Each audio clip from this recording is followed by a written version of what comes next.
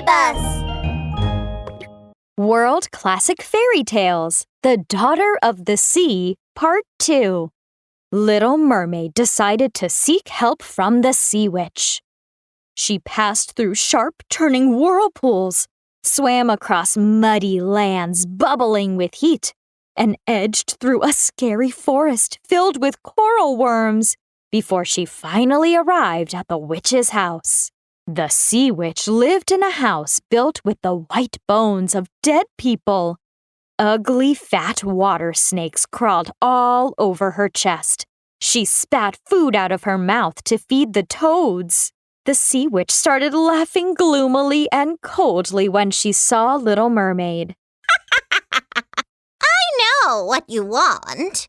I can make you a potion. If you drink it when you swim to land before the sun comes up, you'll grow human legs. But it will be very painful. Every step you take will be like walking on sharp knives. In return, you must give me your beautiful voice. You won't be able to talk or sing anymore. Little Mermaid was a little afraid. Her big eyes glistened with sparkling tears. Little Mermaid's voice was the most wonderful sound under the sea. Her beautiful voice could be heard all over the ocean. But at this moment, for the sake of the prince and an undying soul, she was willing to sacrifice everything. The Sea Witch picked up a few sea snakes and tied them into a knot. Splash! She used them to scrub the potion pot. Then she scratched her chest and let her black blood flow into the pot, which flashed with the shape of a sharp knife. When the potion turned transparent, the witch tossed the pot to Little Mermaid. Remember, if the prince doesn't fall in love with you and marry you, then you'll turn to foam on the morning after the prince gets married, and you'll never return to your grandmother's side. Little Mermaid quickly swam to land and drank the potion before the sun came up. A great pain came over her body. It was so painful, she fainted. When Little Mermaid opened her eyes, she found herself lying on the pure white beach. The prince was holding her gently, his dark eyes like two beautiful black pearls. Why are you lying all alone on the beach? Where's your home? Little Mermaid was overjoyed. But no matter how hard she tried, she couldn't make a sound. Her voice had been taken by the witch. The prince helped Little Mermaid up gently. Little Mermaid felt like she was stepping on the tips of knives. Ouch! It hurts! She looked down and saw with surprise that her tail had become two straight, long legs. I've become human. I can finally live with the prince.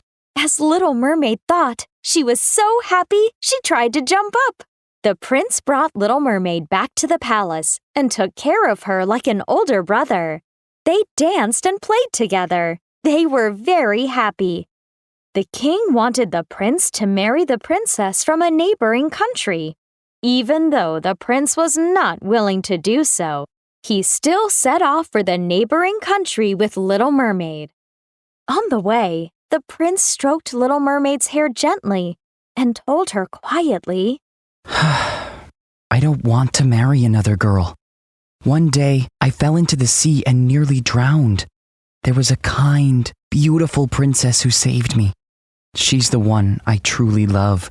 Little Mermaid's eyes sparkled with crystal tears. She wanted to tell the prince so badly. That princess didn't save you. It was me.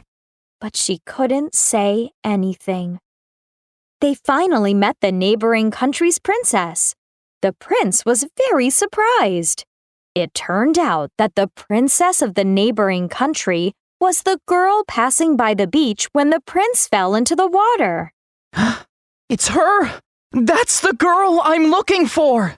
The prince rushed over and took the princess's hand. They held a grand wedding on a big ship. Lively music sounded. The occasion was even more boisterous than the prince's birthday party. Little Mermaid sadly danced on the deck. She twirled and flew like a beautiful swallow. Every step she took was like stepping on a knife. But she couldn't feel any pain because her heart was shattered. At dawn, she would become foam. Deep into the night, Little Mermaid's 5 older sisters came to the surface of the sea. They had cut their long, beautiful hair in exchange for a sharp knife from the sea witch. Kill the prince, my sister. Cover your legs with his blood. That way, your legs will turn back to a tail and you can return to the sea and live with us again. Little Mermaid cried as she took the sharp knife from her older sisters. She entered the prince's bedroom quietly. The prince and princess were asleep. Little Mermaid gazed at their happy faces. How could she kill her beloved prince? It was dawn. Little Mermaid's body became lighter and lighter. She felt as light as foam as she slowly rose to the sky. But the kind little mermaid didn't die. She became a spirit who helped people. She blew cool wind in hot countries, and she spread the fragrance of flowers through the air. Just 300 more years, and Little Mermaid could obtain an undying soul. Oh, maybe it wouldn't take 300 years. Little Mermaid often blew past little children's rooms like a gust of wind. Whenever she met a good child, she could subtract a year. Dear children, can you feel the wind?